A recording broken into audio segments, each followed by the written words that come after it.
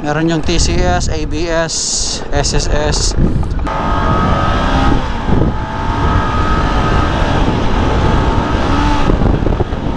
You know, I wanna train for track, tapos ilagay natin to sa truck sana.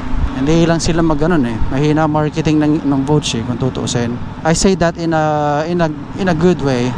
Kasi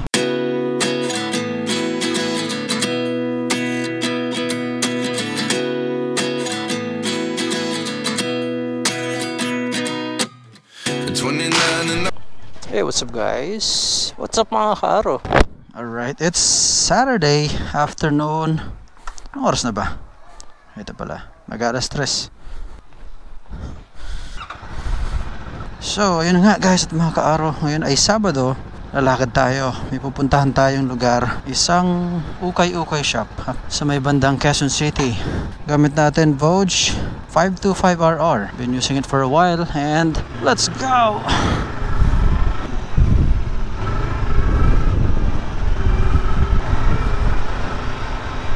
Kakamis mag big bike guys sa mga kaaro. For 2 weeks I've been using yung kanilang scooter. Yun naman yung kanilang SR 150 GT. Kung gusto nyo matest yun, it's available sa showroom sa Caloocan. Gusto nyo mag-inquire magkano yung specific na unit that's available, ilan lang yon. They are selling it for 140k, pero it's packed with great technology. Meron yung TCS, ABS, SSS. Hindi, joke lang yung SSS. What I'm trying to say is napakaganda rin ng motor na yon. Maliit lang, so pwedeng pangangkas, other motorcycle taxi service, pwede yon. Okay, pero ito, this is big bike, 500cc, 494 to be exact. Ito naman mabibili nyo sa presyong 350,000. Hulugan, yes, pwede. I believe 20% yung kanilang minimum na down payment. Christmas traffic guys at mga kaaro. Boy oh boy. Well, kahit saan naman sa gantong panahon, napaka-traffic naman na talaga, right? Pero be patient. Okay, so guys at mga kaaro nga pala, if you are not yet aware, nag-umpisa tayo sa pagbablog. Dati we've been doing vlogs ng ukay-ukay. Now, isang bagay na hindi ko nababanggit sa vlog natin, yung mga ibang ginagamit natin sa pagra-ride, boots, pants, nanggagaling sa ukay-ukay. Let me tell you na pagdating sa ukay-ukay, mapili ako. So, binibili ko yung mga bago-bago or bago talaga. Meron kasi sa mga ukay-ukay na pinupuntahan natin, may mga as in unused. Kung familiar kayo rin sa mga mall pull-outs, hindi dito sa Pilipinas, ibang bansa like Hong Kong, syempre may mga iba talaga used naman, pero of great condition, pristine condition sabi nga nila. Kasi ayokong gumagamit ng, or ayoko naman nang bumibili ng gamit na. So etong pupuntahan natin, dito ako kumukuha. In fact, meron akong nakatabi na dapat ibebenta ko, hindi ko walang nagagawa. But we'll get there. So yun, itong store na to ay matatagpuan sa Muñoz sa Quezon City. Along EDSA lang ito.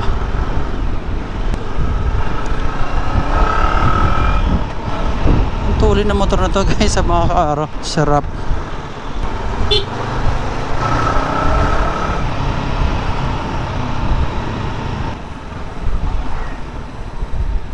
Mamaya pagdating ko sa condo, papakita ko sa inyo yung mga for sale natin, mga binili ko na yun. I thought magagamit ko and then hindi ko nagamit, so benta na lang natin. Ganda ng Lancer oh.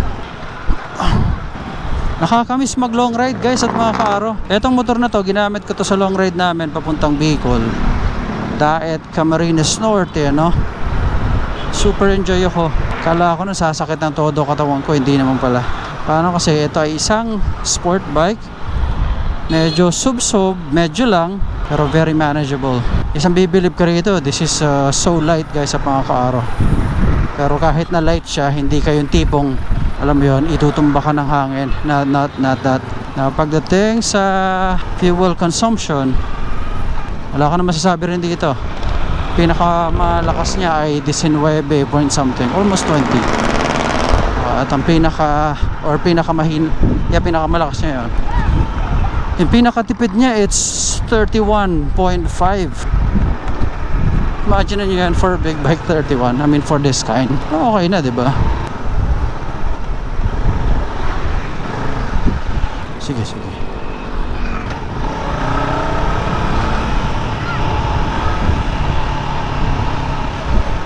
Kaya nawala ang radyo ko. Kita nyo kung paano ko siya iwas-was-was-was. Was-was ng was-was. Pwede singit-singit sa monumento. Oh boy. Hindi ko pa nagagawa review nito. Pasensya na guys ha. Pasensya na talaga. Masyado lang ako natutuwa. Technically naman, masyado tayong busy guys. Sa mga hindi nakakaalam, meron tayong trabaho na everyday na ginagawa. Ako bilang real estate broker, so bibenta ako ng mga condo, house and lot. Currently, I'm connected with Amaya Land. So may mga project tayo ng bahay at lupa, Bulacan, Rizal, Pampanga, Tarlac, Pangasinan. So kung kayo naghahanap, may mga 1.7, mga ganyan tayong presyo ng bahay at lupa. Depende kung saan. So you can inquire sa page. May be able to help you.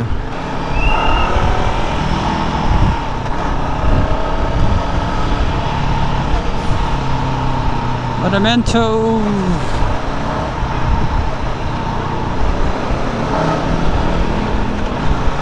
Masarap gamitin.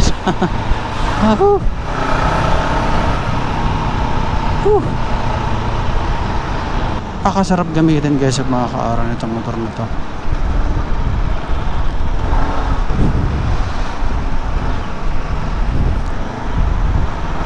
Kaso ang need ko kasi yung mas komportable na klase ng motor. That's why ang kinuha ko, lalabas natin yun in the next couple of days. Ibang klase ng motor guys. So makikita nyo yun. Okay. Mas maganda yon para sa akin for the reason that yung pangangailangan ko sa motor, yun ang magbibigay sa akin.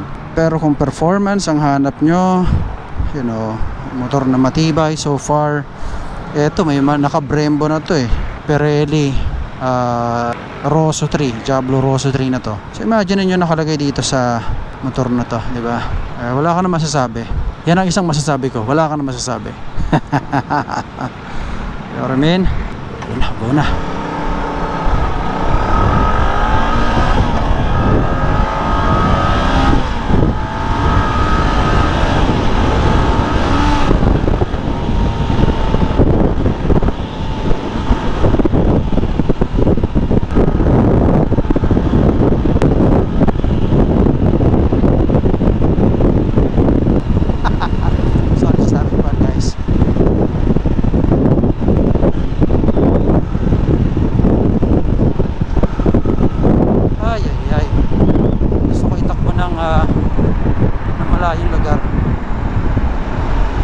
Sana kasi wala tayong lakad and at the same time marami tayong kailangan gawin so hindi natin magagawa yun ngayon. Sarap no?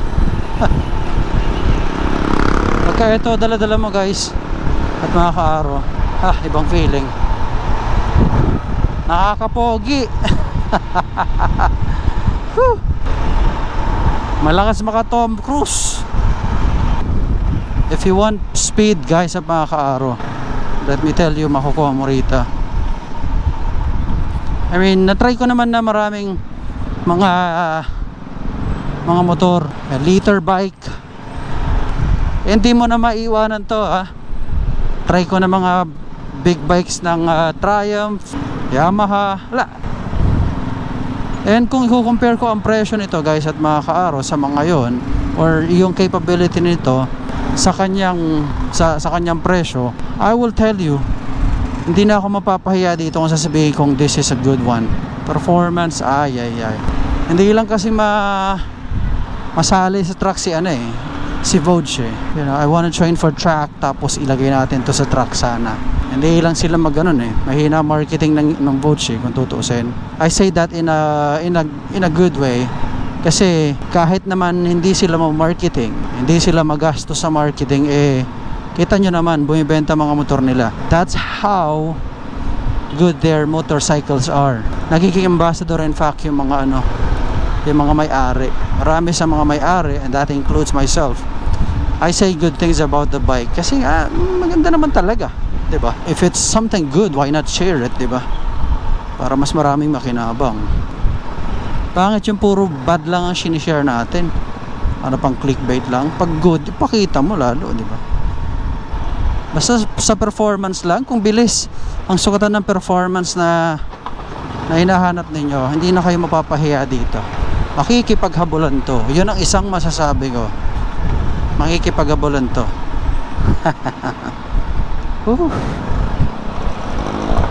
Although yung napili ko, hindi siya sing bilis nito. Pero, you know, priorities. Pero alam nyo, kung may pera pa tayo, gusto kong bumili ng yung SR150. Ang sarap din nun. Alam mo yon, yung pwedeng pang araw-araw na tipid sa gasolina, yung 500 o 400 pesos mo pang isang linggo na. Saan ka nakakita ng ganun? At hindi nakakapagod. Shit, pag kaya ng daladala ko, ay, ang hayahay ng buhay. Totoo lang. Napakahayahay ng buhay. Ay, tayo. Oh, boy.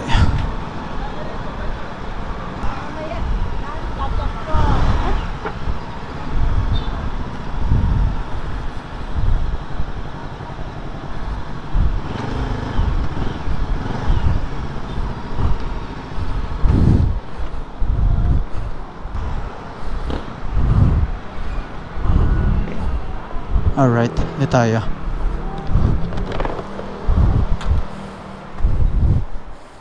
Napasarap akong tingin, pero wala kasi masyado eh. May nakita ako Alpine Stars na boats pambabae. Sayang.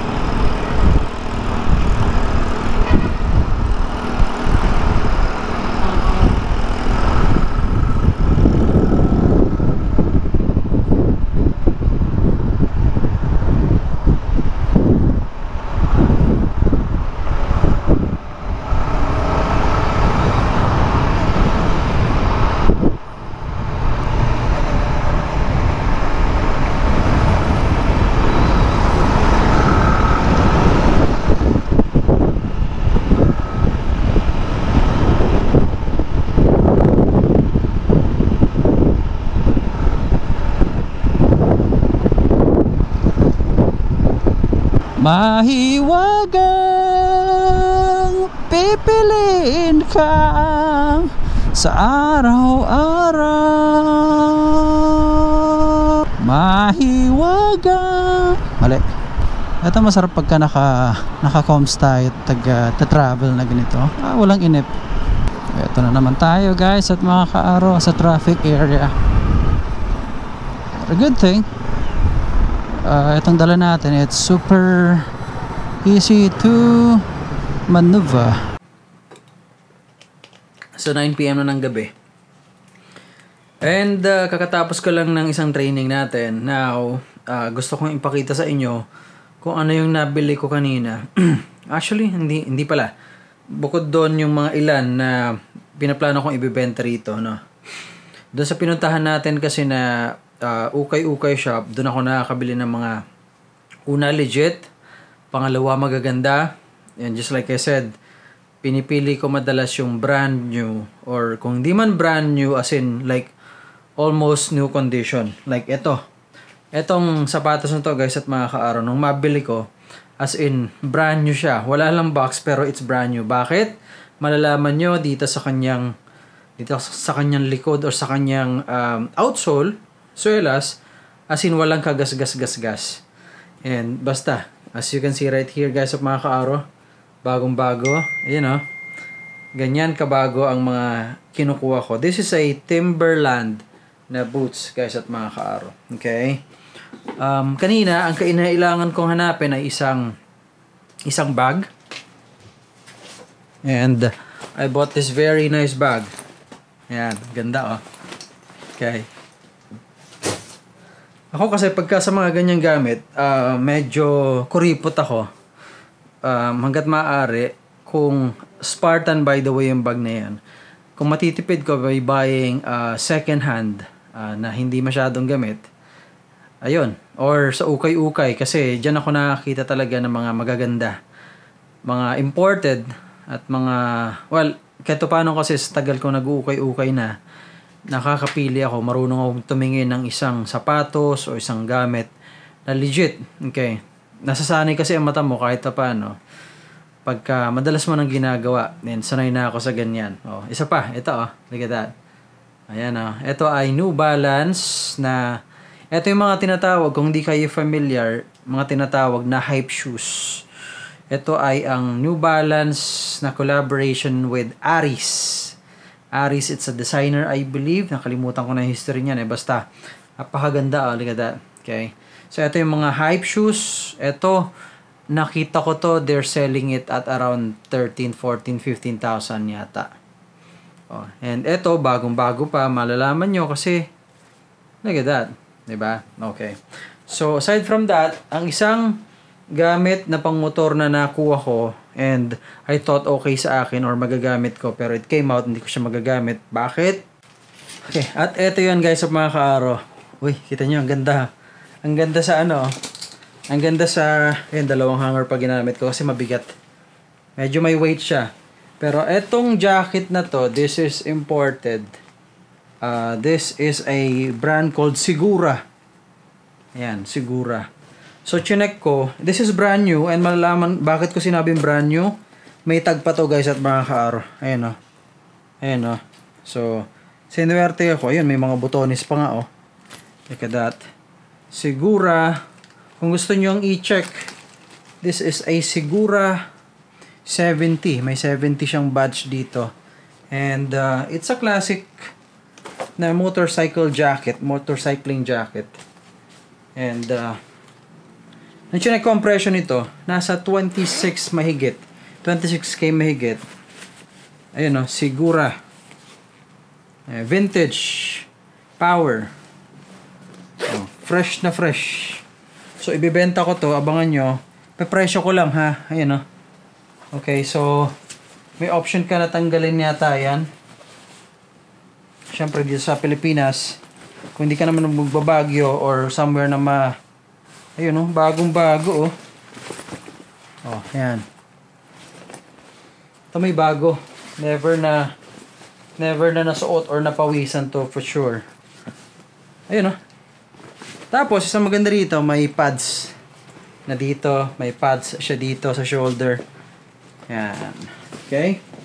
So, yun guys, sa mga kaaro, yun ang nabili natin. Wait lang. Ayan. So, yun ang nabili natin sa ukay-ukay shop. At etong mga pinakita ko na to, yung sapatos at yun, ibibenta natin yun. So, abangan nyo. Gagawa ako ng isang video kung saan ko ipapakita yan para alam nyo ibibenta natin. Okay? But anyway, I guess that's it. By the way, isang pinaplano ko for the next year or 2024 ay sipagan ang pag-upload dito. Nangihinayang ako dito sa channel kasi I've made following. Kahit paano, we are, 23,000 na ngayon? 24? At nangihinayang ako na hindi ko yun napagsisilbihan by creating videos that can matter sa inyo. Especially pagdating sa mga detailing at ceramic coating videos natin na alam kong inaantay ng madami sa inyo na gustong matuto para pangalagaan yung mga motor. And pasensya na kung di ko nagagawa. Reason is, ang dami kong ginagawa. Ayan as in, at this moment, nagtatrabaho pa rin tayo. Okay, so yan ang reason kaya hindi tayo nagiging full-time sa YouTube, but I intend na gumawa ng video natin daily. Okay, so expect nyo, quality-wise, it's not gonna be the high-quality video. Kumbaga, it's just a sharing of my day-to-day activities that's connected to, syempre, sa motor, detailing, and other passion that I do, or other things that I do.